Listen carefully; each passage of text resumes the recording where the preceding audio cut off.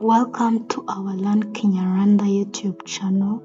If you struggle in the market while shopping for vegetables, don't miss today's video where we'll teach you how to say any kind of vegetable in Kinyarwanda. Enjoy the video. Inyanya, inyanya, pavuro, pavuro, igitunguru, igitunguru, imiteja, imiteja, amashaza, amashaza, ibishyimbo, ibishyimbo, urusenda, urusenda, reti, reti,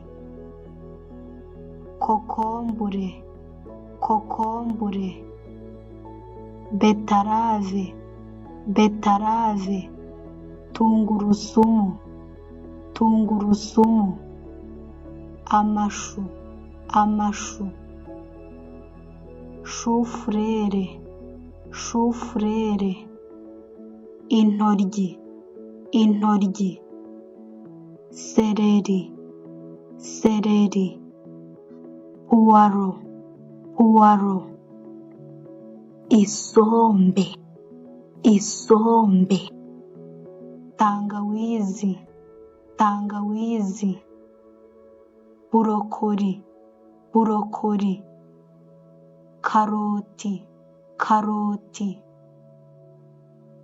kurujete, kurujete, igihaza, igihaza, ibihumyo, ibihumyo, biringanya, biringanya, ikigori, ikigori, ubunyobwa, ubunyobwa.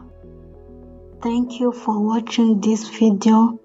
Please subscribe for more videos that will teach you Kinyarwanda.